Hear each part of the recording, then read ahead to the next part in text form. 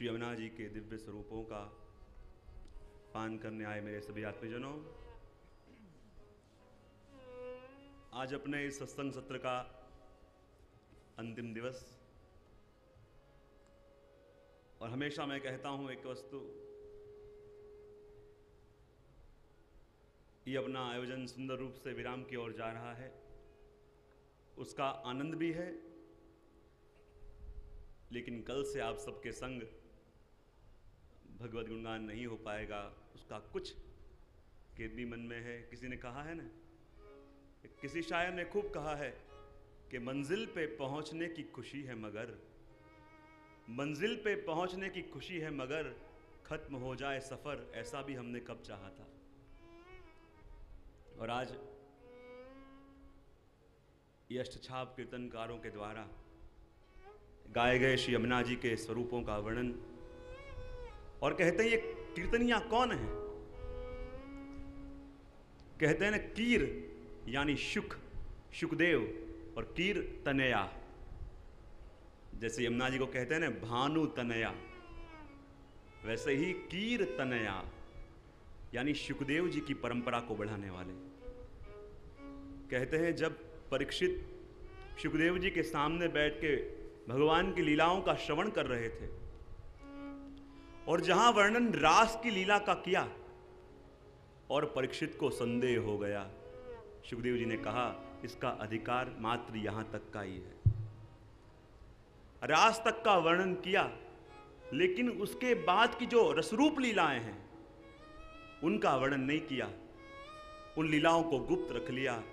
और वही प्रभु की जो लीला शुकदेव जी ने भागवत में न कही, वही लीलाओं को हमारे अष्टछाप कवियों ने, अष्टछाप भगवदियों ने अपनी वाणी में परोया। भागवत में कहीं ठाकुर जी की होरी खेल की लीला का वर्णन नहीं है, दान लीला का वर्णन विस्तार से नहीं मिलता। और हमारे हृदय महाप्रभु जी तो कहते हैं कि रास लीला से भी उत्तम कोई लीला है तो ये होरी खेल की लीला, ये दान लीला। बोले क्यों? कि रास में तो कहीं हमको मर्यादा दिखती है, लेकिन होरी खेल की लीला और दान लीला में शुद्ध पुष्टि दिखती है। क्योंकि रास लीला में तो गोपियां भगवान को ढूंढते ढूंढते आई, पर ये दो लीला ऐसी हैं कि जिसमें भगवान अपने गोपीजनों को ढूंढते ढूंढते आते हैं। होरी खेल की लीला, दान लीला, वो लीला ऐसी है कि जब गोपीजनों को प्रभु के संग लघुरास का आनंद मिला, और कहते हैं लघुरास के दौरान गोपीजनों को सूक्ष्म हम कितने श्रेष्ठ, और कहते हैं कि सूक्ष्म मद गोपीजनों को हो गया, और वो सूक्ष्म मद भी रास की लीला में प्रभु से सहन न हुआ। और होरी खेल की लीला में, दान लीला में तो गोपियां जाती हैं, प्रभु मार्ग रोकते हैं और गोपियां गालियां भी देती हैं। होली खेल के गाली के पद भी आते हैं। तो वो रास लीला के दरमियान जिसके मन में सूक्ष्म मद आया और ठाकुर जी से सहन नहीं हुआ, और यहां होली खेल की लीला में गोपियां गाली देती हैं, तो वो गाली भी प्रभु को मधुर लगती है। रास लीला में से ठाकुर जी गोपियों के मध्य में से अंतर्ध्यान हो जाते हैं। वारों इस पद का श्रवण करें और फिर इसका दर्शन करें। श्री यमुना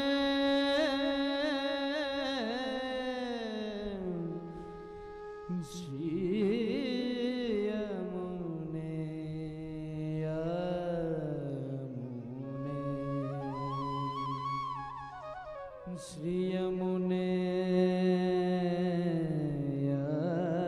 यमुने श्री यमुने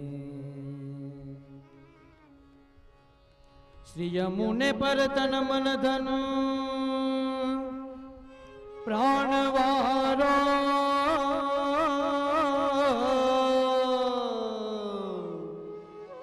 श्री यमुने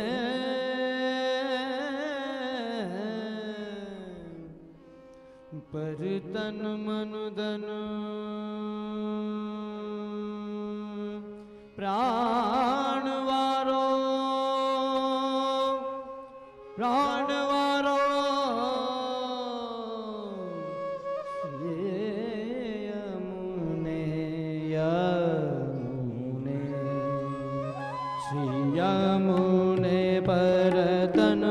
धन प्राण वारो सियमुने पर तन मन धन प्राण वारो सियमुने पर तन मन धन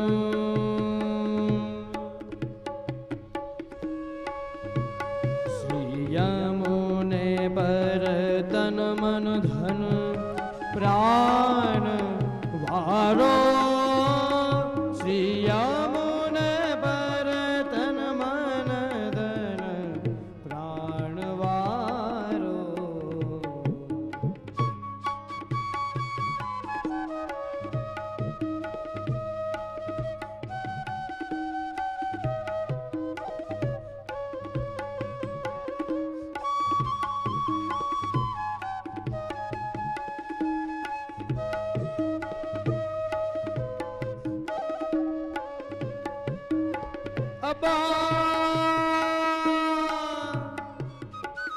झांकी कीरति विशद कौन अब कही सके ताहि ते नैन ते न नेक टारो श्री यमुने पर तन मन धन प्राण वारो श्री यमुने पर तन मन धन श्री यमुने पर तन मन धन प्राण वारो श्री यमुने पर तन मन धन प्राण वारो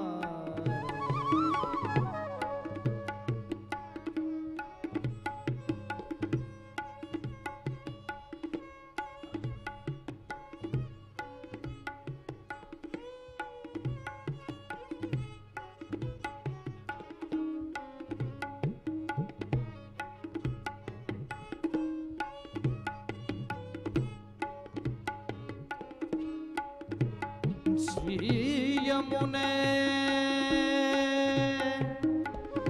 श्री यमुने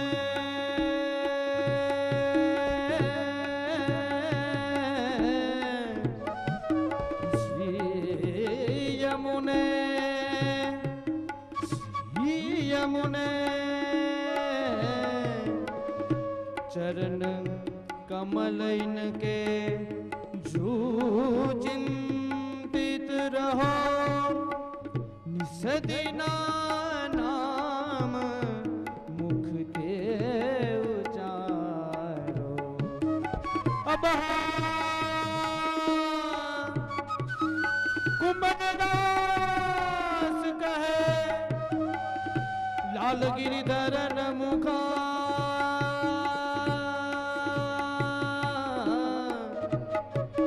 लाल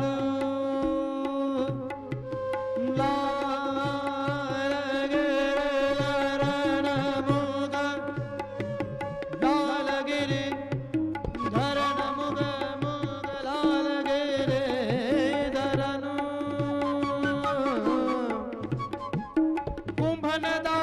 कुंभनदास कहे लाल गिरिधरन मुखा इनकी कृपा भई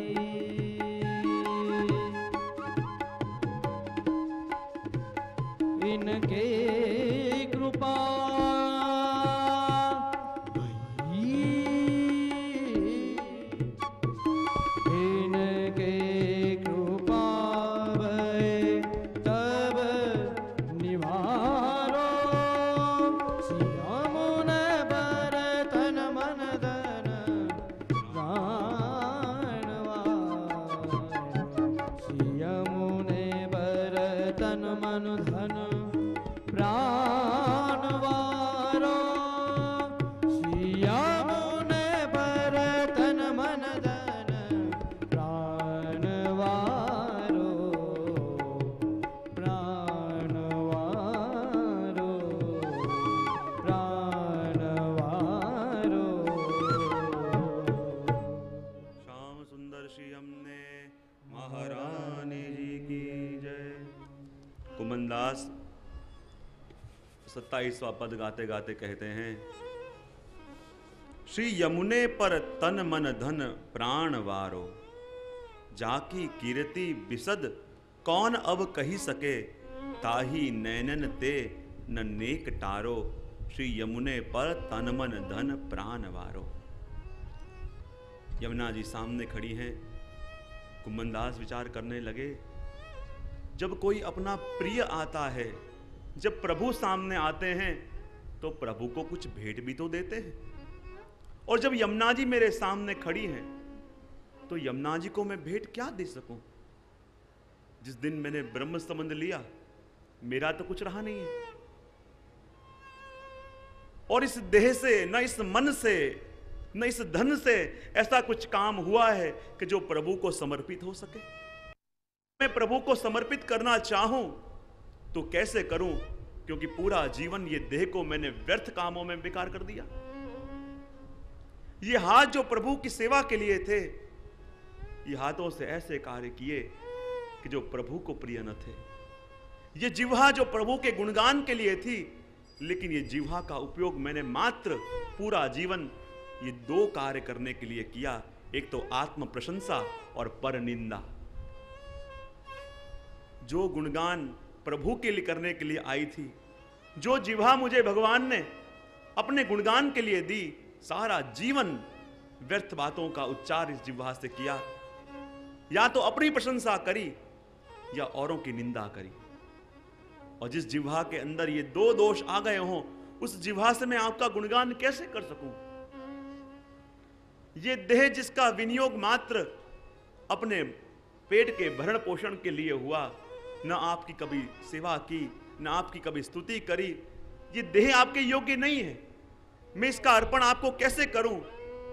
और कहते हैं जो अर्पण करने लायक न हो उसको अपन नौछावर करके फेंक देते हैं।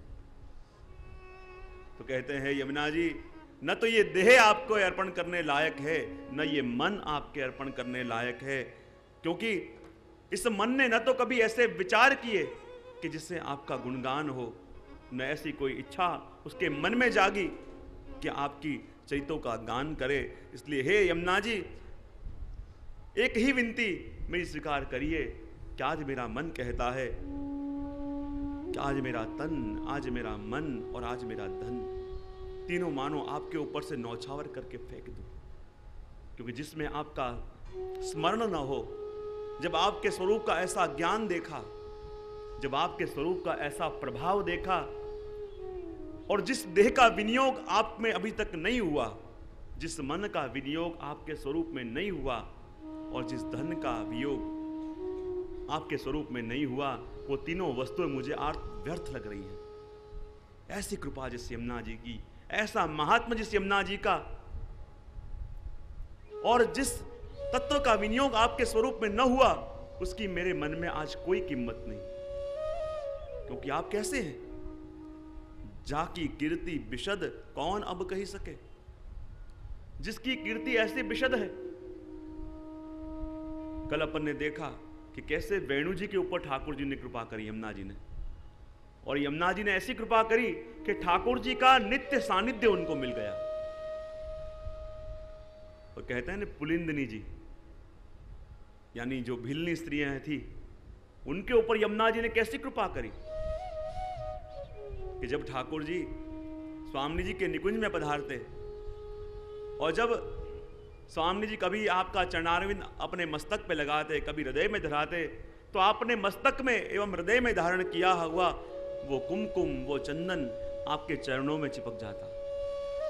और जब वही चरणों से चलते चलते आप श्री यमुना जी के तट पे होके पधारते, तो वहां जो छोटे छोटे घास खिले होते हैं, उस घास में ठाकुर जी के चरणों का और स्वामी जी के हृदय एवं मस्तक का कुमकुम, केसर, कस्तूरी का संबंध उस घासों में लग जाता। और जब वो भिलनी स्त्रियां वहां आती और देखती कि ठाकुर जी यहां से पधारे हैं, और उस घास में लगा हुआ वो केसर कुमकुम लेके खुद अपने मस्तक पे, हृदय पे धारण करती, तो साक्षात स्वामी जी का संबंध होने के कारण उनके अंदर भी वो लक्ष्मी तत्व जागृत हो जाता। और यमुना जी के तट पे खिले हुए उन घासों का भी जिसने आश्रय किया, ऐसी पुलिंदनी प्रभु को प्रिय हो गई। ऐसे यमुना जी का गुणगान और कौन कर सके। जिन जिन ने भी आपका आश्रय किया, जो भी आपके अधीन हुए, जो भी आपके चरणों में समर्पित हुए, आपने सब पे कैसी कृपा करी। और कहते हैं यमुना जी का स्वरूप कैसा। एक भगवती तो यूं अर्थ करते हैं कि जब ठाकुर जी स्वामी जी के वियोग में इतने लालायित हो गए कि आपके रोम रोम में से जब स्वामी जी का स्मरण होने लगा, और कहते हैं ना, जो जिसका स्मरण करे वो उसके जैसा हो जाए। और जब ठाकुर जी ने स्वामी जी का इतना स्मरण किया, तो कहते हैं खुद स्वामी जी रूप हो गए। और हैं तो ठाकुर जी, पर स्वरूप आपका स्वामी जी की तरह हो गया। बोले वही यमुना जी कि जिसमें देह तो स्वामी जी की है, देह तो ठाकुर जी की है, पर स्वभाव और कृपा स्वामी जी की। देह ठाकुर जी का और स्वभाव और कृपा वो है श्री स्वामी जी की। ऐसा स्वरूप श्री यमुना जी का। पर जब यमुना जी के उस स्वरूप को अपन जाने तो अपन को पता चले कि उनका महात्म क्या है। भगवदियों ने कहा है कि इतने स्वरूपों को यदि आप न समझो तो सारा जीवन व्यर्थ हो जाए। वो कहते हैं सबसे पहले हरि प्रसाद को छूत लगावे। यदि प्रभु के प्रसाद में अपन को भोजन की वृत्ति आ जाए, जब प्रसाद के अंदर अपन को भोजन की वृत्ति आए, गुरु के अंदर साधारण अमृत में साधारण जल की वृत्ति आए, भगवत विग्रह के अंदर पाषाण की बुद्धि आए, वैष्णव के अंदर ज्ञाति की बुद्धि आए,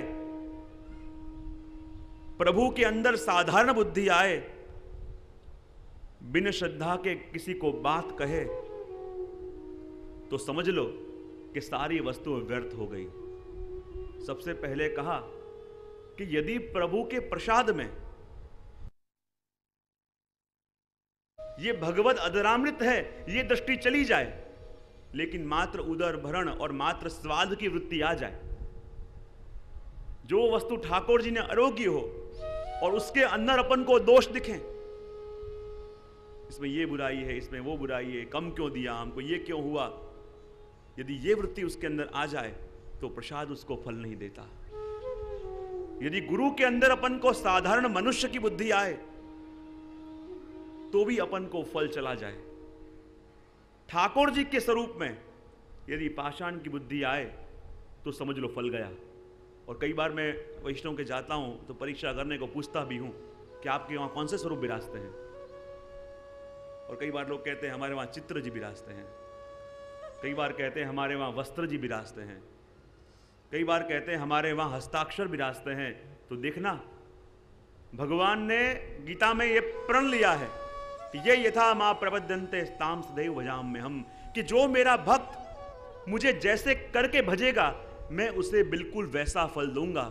जो मेरा भक्त मानेगा कि मेरे वहां तो साक्षात प्रकट स्वरूप विराजते हैं तो उसके वहां मैं प्रकट हो जाऊंगा, लेकिन जो मेरा भक्त मानता है मेरे घर में तो चित्र जी विराजते हैं और उसके वहां मैं चित्र बन जाऊंगा।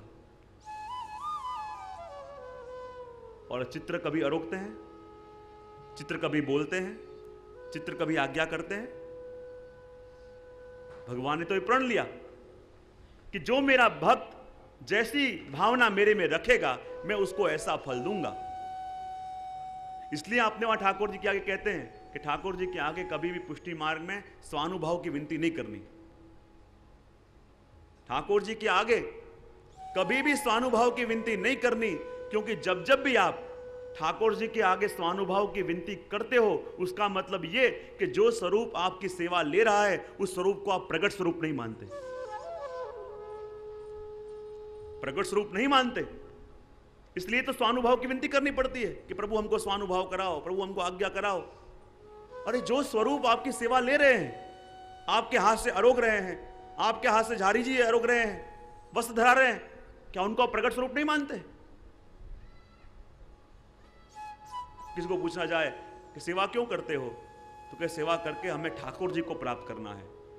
यदि सेवा करके ठाकुर जी को प्राप्त करना है तो जिसकी सेवा कर रहे हो उसको क्या मानते हो? कि किसी और भगवान को तुम्हें प्राप्त करना है? अरे प्रगट पुरुषोत्तम आपके घर में पधारे, आप उनकी सेवा कर रहे हो, लेकिन जब तक हमारे घर में विराज रहे ठाकुर जी के अंदर वो पूर्ण पुरुषोत्तम का साक्षात ठाकुर जी विराज रहे ऐसा भाव ना आए, वहां तक सेवा में आनंद नहीं आवे। हमारे घर में चित्र जी विराजते हैं, चित्र जी विराजे, ठाकुर जी ने कहा ये मुझे चित्र मानता है तो उसके वहां मैं चित्र हो जाता हूं। और अपने घर में चित्र जी होते हैं, किसी आदमी का चित्र हो, चित्र कभी बोलता है अपन से, बात करता है, कोई आज्ञा करता है? नहीं करता। क्यों नहीं करता? क्योंकि चित्र माना। क्यों नहीं करता? क्योंकि वस्त्र सेवा मानी। वस्त्र कभी बात करते हैं? लेकिन जब ये भावना आए कि हमारे वहां चित्र नहीं, हमारे वहां साक्षात श्रीनाथ जी विराजते हैं, हमारे वहां साक्षात नंद नंदन विराजते हैं, तो आज्ञा होगी। तो ये भाव मन में धारण करें। जब कोई पूछे भी तो ऐसा न कहें हमारे वहां साक्षात ठाकुर जी विराजते हैं। जब ऐसी भावना मन में आएगी, ऐसा विचार मन में आएगा, तब ये पुष्टि भक्ति मार्ग आपको फलित होगा।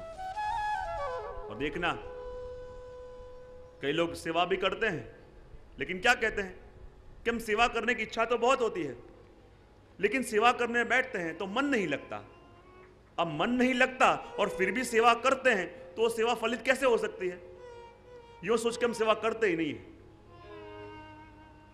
तो मैं कहता हूं, भले सेवा करो और मन न लगे तो भी सेवा करो।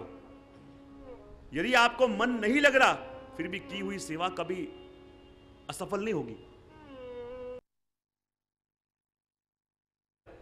तो उसने एक लड़के को बुलाया कि देख, मेरे काम बहुत है, तो मुझे कोई मदद के लिए चाहिए, ऐसा कर तू यहां बैठ जा, दुकान में बैठ, और जब मैं तुझे काम बताऊंगा वो काम करके आ।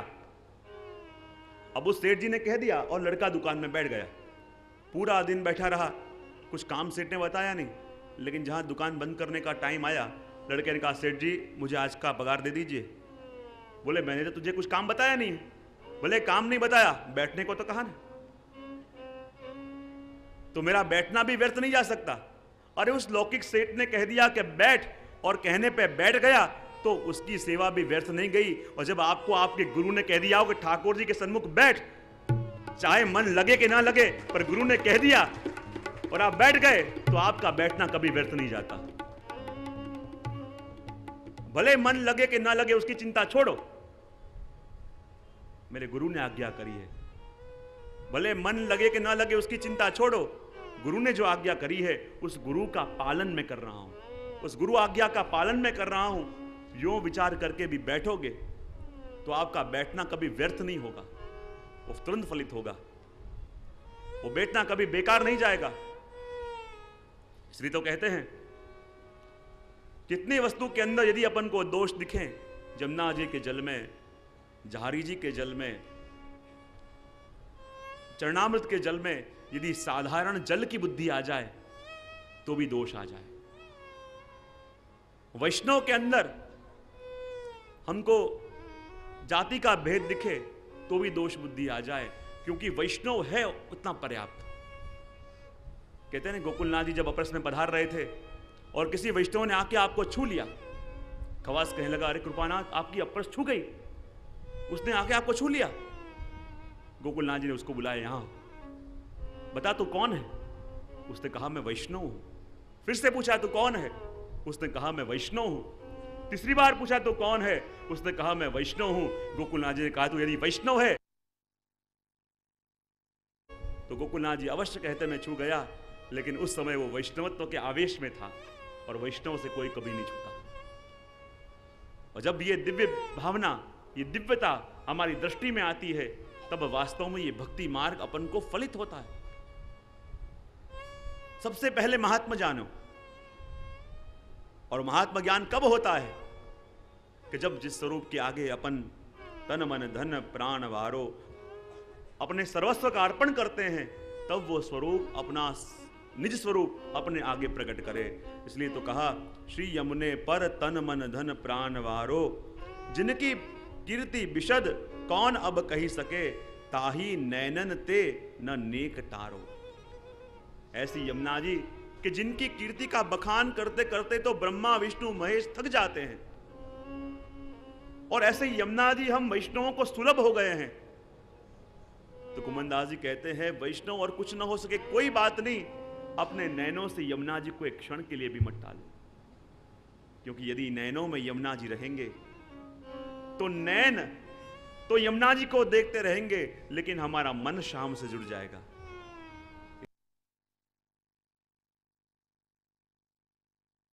नैनों से श्री यमुना जी के स्वरूप को मत टालो। चरण कमल इनके जो चिंतित रहो, निष्दिना नाम मुक्ते उच्चारो। कुम्मनदास कहे लाल गिरधरन मुख, इनकी कृपा भई तब निहारो। और कहते हैं कुछ न बने कोई बात नहीं, पर यमुना जी के नाम का सतत चिंतन करो, यमुना जी के नाम का गुणगान सतत करते रहो, क्योंकि यमुना जी के नाम का वो असर है। जितना असर ठाकुर जी के नाम में, उतना ही असर श्री यमुना जी के नाम में। कहते हैं ना, जब युधिष्ठिर ने अश्वमेध यज्ञ किया और यज्ञ का विराम होने वाला था, और जितने भी बड़े बड़े ब्राह्मण थे सबको भोजन के लिए बुलाया गया। भगवान से कहा प्रभु अब तो हमारा यज्ञ पूर्ण हुआ। भगवान ने कहा देखो अभी कुरुक्षेत्र के पास एक और ब्राह्मण बैठे हुए हैं, जब तक वो आके भी भोजन न करेंगे तब तक तुम्हारा यज्ञ पूर्ण नहीं होगा। वो बुलाने के लिए गए कुरुक्षेत्र में और कहा आप हमारे वहां भोजन करने पधारिए ताकि हमारा यज्ञ सिद्ध हो जाए। तो उन्होंने कहा मैं आऊं तो सही, पर यदि तुम मुझे 1000 अश्वमेध यज्ञ का फल दो तो आऊं। विचार करने लगे, अभी तो ये हमारा पहला अश्वमेध यज्ञ है और कह रहे हैं कि 1000 अश्वमेध यज्ञ का फल दो तो आऊं। यदि ये आए नहीं तो हमारा यज्ञ पूर्ण नहीं होगा, यज्ञ बेकार हो जाएगा। अब करें क्या? सब गए, भीम गए, सबको वही बात कहें 1000 अश्वमेध यज्ञ का फल दो तो आऊं। अब यदि वो आवे नहीं, कोई ब्राह्मण भूखा रह जाए तो यज्ञ अपूर्ण रह जाए। अब करें क्या? सबने द्रौपदी से बात करी। द्रौपदी कहती मैं जाती हूं। और द्रौपदी गई उनके पास और कहा हे महात्मन आप भोजन करने पधारिए। तब कहा मेरी शर्त है, यदि 1000 अश्वमेध यज्ञ का फल मुझे दो तो आऊं। द्रौपदी ने कहा 1000 का नहीं, मेरे पास तो करोड़ों अश्वमेध यज्ञ का फल है। बोले कैसे? कि शास्त्र कहते हैं और आप खुद जानते हो कि यदि भाव से एक बार कृष्ण का नाम लिया जाए तो हजारों अश्वमेध यज्ञ के फल के बराबर है। और मैं तो जीवन के प्रत्येक क्षण में कृष्ण का नाम लेती रहती हूं, तो क्या मेरे पास फल नहीं होगा? इतना कहने की देर थी, ब्राह्मण खड़े हो गए, मैं तुम्हारे संग चलने को तैयार हूं।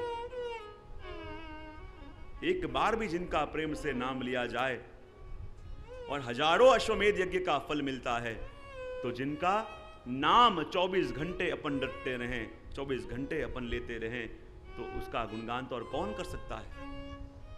लेकिन कहे न, यमुना जी का नाम भी कैसा है।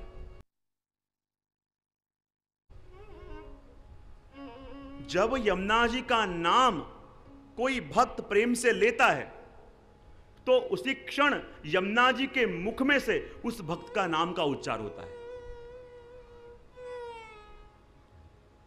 जिस क्षण हम यमुना जी के नाम का उच्चार करते हैं तो बराबर उसी क्षण यमुना जी के मुख में से उस भक्त के नाम का उच्चार होने लगता है। और कहते हैं कि जब स्वामी जी पधार के ठाकुर जी के निकुंज में जाती हैं तो द्वार पे यमुना जी खड़ी हो जाती है। और उस समय जब कोई यमुना जी के नाम का गुणगान करे, यमुना जी के नाम का उच्चार करे, तो उसी क्षण यमुना जी के मुख में से भी उस जीव के नाम का उच्चार होने लगता है। और जब स्वामी जी अपने निकुंज से ठाकुर जी के निकुंज में पधार रही हों और उस समय जब कोई जीव यमुना जी के नाम का उच्चार करे और उस जीव का नाम यमुना जी के मुख में से निकलने लगे और उसका श्रवण जब स्वामी जी के कानों तक पहुंचे, तो समझ लो उस जीव का इसी देह से उद्धार हो गया। जब स्वामी जी अपने निकुंज से पधार कर ठाकुर जी के निकुंज में पधारती हूं और उस समय कोई जीव जब यमुना जी का नाम लेता है, जब स्वामी जी अपने निकुंज से ठाकुर जी के निकुंज में पधारती हों और उस समय जब कोई जीव यमुना जी का नाम लेता है तो उसी समय यमुना जी के मुख में उसके नाम का उच्चार होता है, और वो नाम जब स्वामी जी के कानों तक जाए और स्वामी जी वो नाम को सुन के कृपा दृष्टि से उसकी ओर देखें तो समझ लो कि उसे अब जन्म मरण के फेरे में पड़ना नहीं पड़ेगा। और जब कोई जीव यमुना जी के नाम का उच्चार करे और उसी समय स्वामी जी ठाकुर जी के निकुंज में पधारती हों और उस जीव का नाम यमुना जी के मुख से निकले और उस नाम को सुन के यदि स्वामी जी के मुखारविंद पे स्मित आ जाए तो समझ लो इसी देह से उसे भगवत लीला के दर्शन हो जाएंगे। तो जब जब भी जीव यमुना जी का नाम लेता है उस समय मानो यमुना जी के मुख में उस जीव के नाम का उच्चार होता है। और जब वो स्वामी जी सुनते हैं और स्वामी जी जाके ठाकुर जी से विनती करते हैं तब ठाकुर जी उसके सभी मनोरथ पूर्ण कर देते हैं। तो ऐसे श्री यमुना जी का बखान अपन करके आगे 28वें पद में जाते हैं, क्योंकि आज तो अपन को कहने की जरूरत नहीं है। 28वां पद जिसमें कुमनदास जी कहते हैं, भक्त इच्छा पूरन श्री यमुने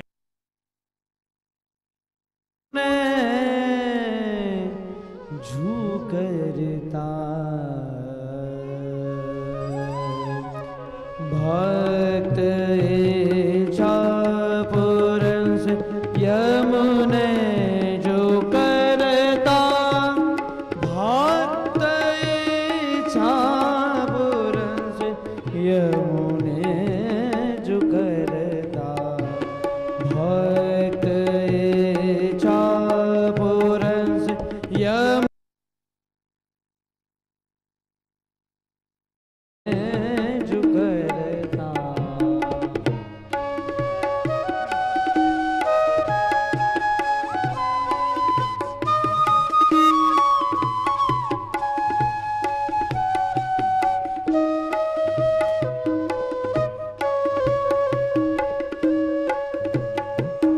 बिना मांगे हुदेत कहा लो कहो है जैसे काहू को होय धरता, भक्त इच्छा पूरन से यमुने जो करता, भक्त इच्छा पूरन से यमुने जो करता, भक्त इच्छा पूरन से यमुने जो करता।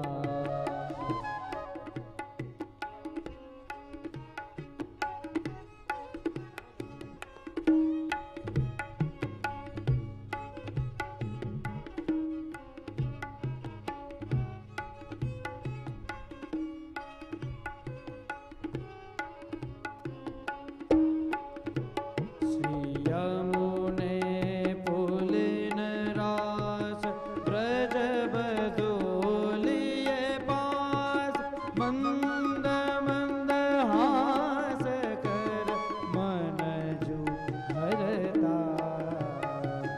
यमुना पुलिन रास ब्रज पास, मंद मंद हास कर मन जो हरता,